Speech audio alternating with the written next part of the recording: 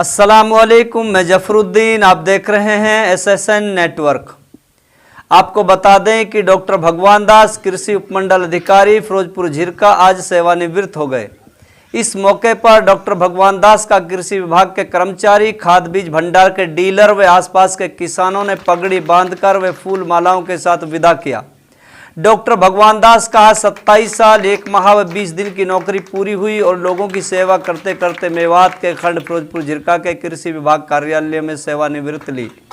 इस मौके पर डॉक्टर भगवान दास ने उपस्थित किसान, डीलर व कृषि विभाग के अधिकारियों से माफी मांगते हुए कहा कि मेरे से जाने अनजाने में कोई कोताही हुई हो तो माफ कर देना। किसी से अगर कोई ऐसी किसी के साथ किसी को फीलिंग हो कि भी मेरे साथ इन्होंने ये किया या कोई वो किया, तो भाई वो प्रशासनिक काम में थोड़ा बहुत करना कर पड़ता है, और किसी को अगर ऐसा फील हो तो उसके लिए मैं क्षमा चाहता हूँ।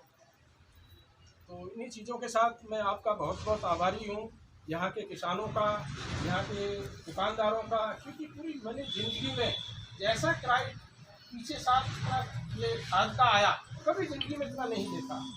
यानी इवन पिछले साल जो है तावलू में भी यूरिया की दिक्कत हुई थी, तो वो डीलर थे, उनकी गाड़ी जैसे ही मंडी में आई तो वो सारे जो है किसान उसमें टूट के पड़े और ऊपर चढ़ गए और सारा खाद ले जाके ऊपर से फेंकने लगे, ले जाने लगे, और डीलर भी घबरा के दुकान पर भाग गया। मैं फाड़ते नहीं गाड़ी पे चढ़ा ऊपर और सारे किसानों को ऊपर से फेंका। मुझे ऐसे कैसे लूटपाट कर रहे हो। आधे से ज़्यादा किसानों का पैसा मैंने कुछ इकट्ठा कलेक्ट किया और उनको दिया।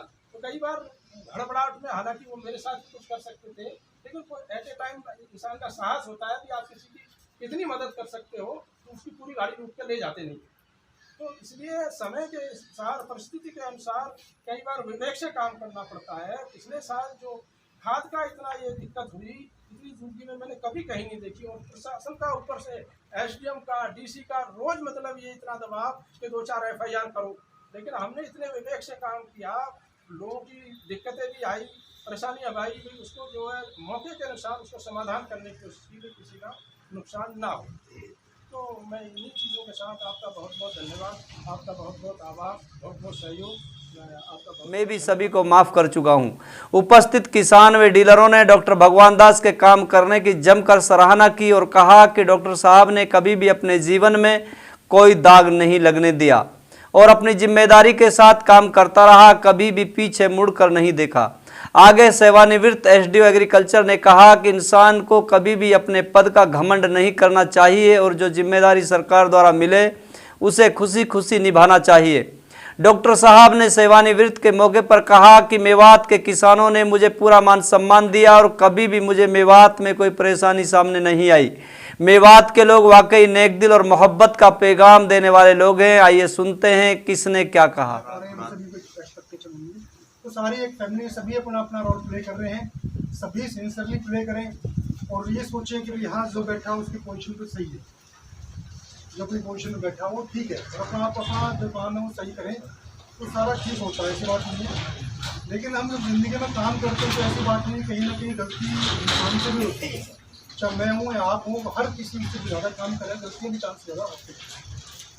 लेकिन ज़िंदगी है, जितना ये टाइम स्मूथली गुजर जाए कि आजकल गर्मी रात की मेरे ख्याल से पहले बीमारी आया करती थी 4-7 साल बाद, और आजकल तो नए बच्चों का BP, शुगर और इस तरह की समस्याएं, तो स्ट्रेस की ज़िंदगी है बहुत ज़्यादा। तो सबसे बेस्ट ये स्ट्रेस को ना लेकर के भी पॉजिटिव, और जो काम करना है करना है, उसको पॉजिटिव में लेकर के वो काम करना चाहिए। SDO साहब आज रिटायरमेंट हो रहे हैं हमारे।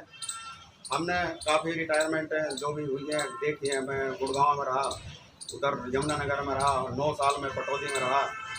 तो इतना अच्छा संबंध, मतलब अपना देखो, एक सारी चीज़ मैं एक बता देता हूँ आपको, ज़िंदगी में जो कुछ है, अगर आप खुद सही हो तो सारा जग सही है, बस और कुछ नहीं है। आप अपने आप को सही रखो, आप समझ लो सारा सही है, फिर किसी को कुछ कहने की जरूरत तो है नहीं, क्योंकि दूसरा भी एक ना एक दिन इस चीज़ को अनुभव कर ही लेगा कि भाई ये बंदा जो अपना तरफ से खड़ कर रहा है कि हमें भी कोशिश करनी चाहिए।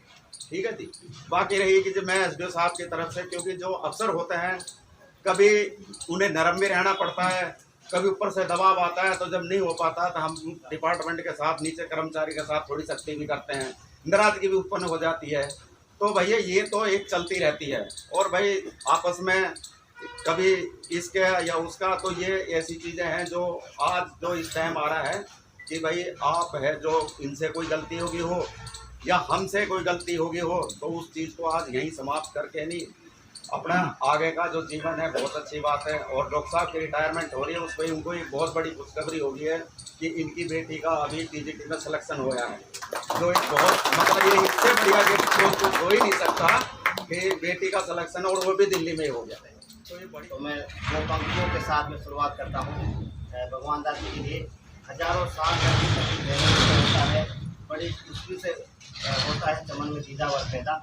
तो वाकई में बहुत ही अच्छे इंसान जो भगवान दास जी, इनका जो कार्यकाल जो रहा, सेवा का जो अवसर अभी पूरे मेवात में, पूरे डिस्ट्रिक्ट में ही इनका बहुत ही अच्छा काम रहा है। हर ब्लॉक में किसान संबंधित बहुत ही फायदे किसानों के लिए कराए, नई नई स्कीमों का फायदा किसानों के लिए दिलाया इन्होंने।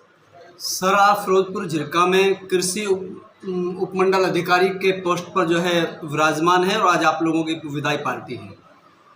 तो सर, सबसे पहले मैं जानना चाहता हूं कि आज आपको कैसा महसूस हो रहा है? मैं 27 जुलाई 2021 से उपमंडल कृषि अधिकारी फिरोजपुर झिरका का कार्यभार मिला था और आज मैं सेवानिवृत्त हो रहा हूं। और मेरे को लगभग मेवात के अंदर 11 साल हो गए और मुझे मेवात में कार्य करने का जो अनुभव हुआ वो बहुत अच्छा रहा। और यहाँ जो लोगों से मुलाकात हुई, लोगों से मिले, लोगों ने यहाँ काफ़ी सहयोग किया हर काम के लिए। और मैं उम्मीद करता हूँ कि भाई यहाँ के लोग और आगे आगे स्टाफ जो है उनको भी सहयोग करें, ज़्यादा अच्छा रहेगा।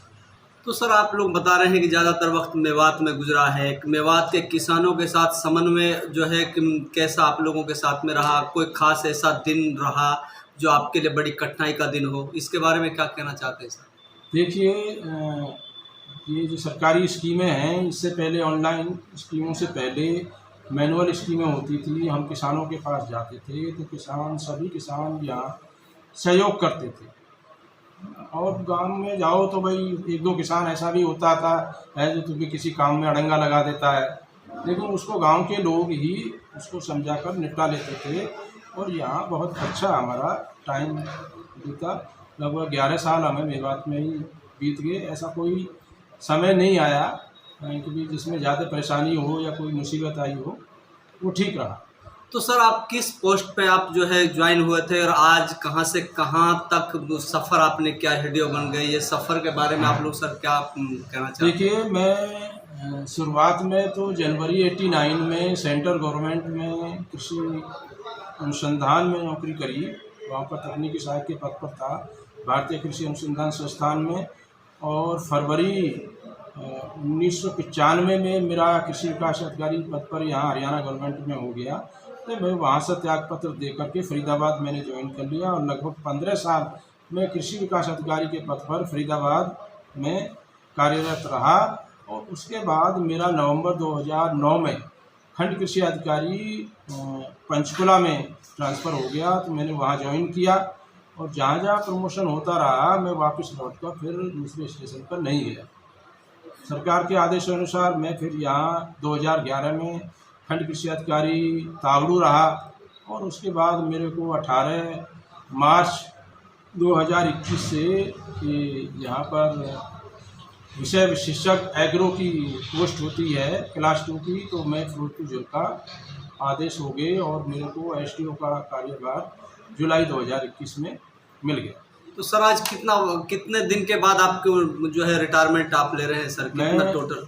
जो मेरी हरियाणा गवर्नमेंट की सर्विस है, यहाँ मेरे को 27 साल 7 महीने और 20 दिन पूरे हो गए और 6 साल भारत सरकार में हुए।